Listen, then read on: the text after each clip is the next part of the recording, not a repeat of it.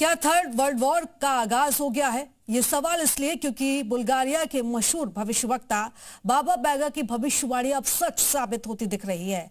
बाबा बैगा ने कहा था कि 2026 में ऐसे हालात बन सकते हैं कि थर्ड वर्ल्ड वॉर शुरू हो सकता है।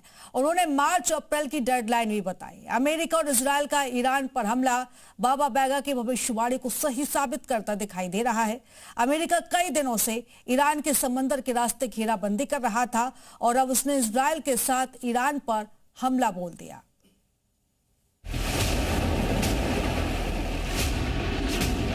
पहली मिसाइल चली, दूसरी मिसाइल चली, तीसरी मिसाइल चली, ये चौथी मिसाइल चली और ये पांचवी मिसाइल चली। इसी तरह से एक एक कर दनादन मिसाइलें चलती गईं और देखते ही देखते ईरान के कई शहर धुएं के गुबार से नहाए हुए नजर आने लगे।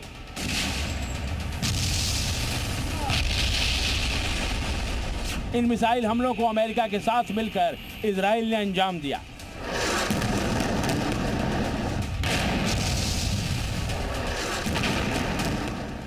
ये तस्वीरें देखिए, कैसे अमेरिका और इजराइल की छोड़ी हुई मिसाइलें अपने टारगेट की ओर बढ़ रही हैं। 1, 2, 3, 4, 5, 6, 7, 8,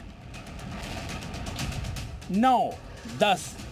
इसी तरह से एक एक कर 21 मिसाइलें आसमान को चीरते हुए ईरान के शहरों की ओर जाती हुई नजर आईं।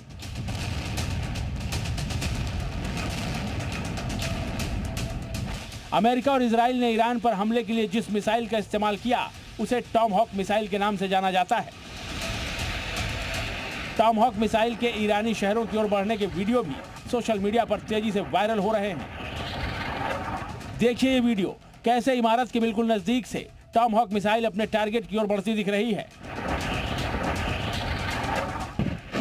टॉमहॉक मिसाइल 2500 किलोमीटर तक के लक्ष्य को निशाना बना सकती है। यह मिसाइल 890 किलोमीटर प्रति घंटा की रफ्तार से हमला करने की ताकत रखती है। यह अपने साथ 1000 किलोग्राम विस्फोटक ले जा सकती है। यह मिसाइल रडार और एयर डिफेंस सिस्टम को चकमा दे सकती है। इस मिसाइल को वॉरशिप के साथ साथ पनडुब्बियों से भी दागा जा सकता है।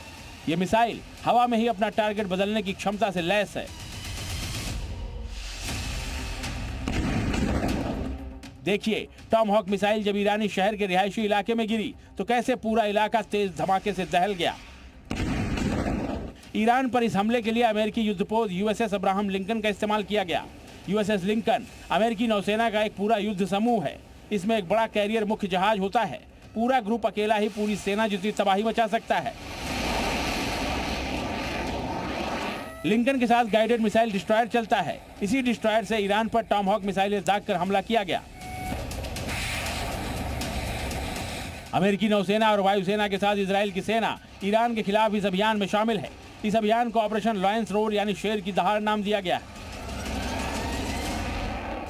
ईरान पर यह हमला ऐसे वक्त में हुआ है जब माह रमजान चल रहा है।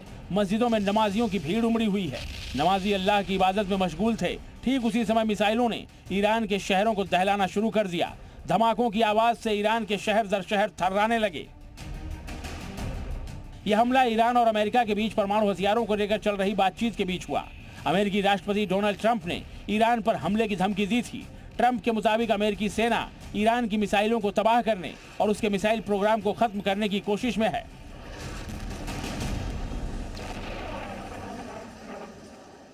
A short time ago, the United States military began major combat operations in Iran. Our objective is to defend the American people by eliminating imminent threats from the Iranian regime, that this terrorist regime can never have a nuclear weapon. I'll say it again, they can never have a nuclear weapon. एक report के मुताबिक America और Israel ने Iran के अलग अलग शहरों में करीब 30 से 40 ठिकानों पर हमला किया है। ये तस्वीरें देखिए, हमले के बाद किस तरह हर तरफ तबाही का मंजर पसरा है। कई गाड़ियां जलकर खाक हो गई हैं। My brothers and sisters, citizens of Israel, A short while ago, Israel and the United States launched a joint campaign, Operation Lion's Roar. The goal of the operation to end the threat from the Ayatollah regime in Iran.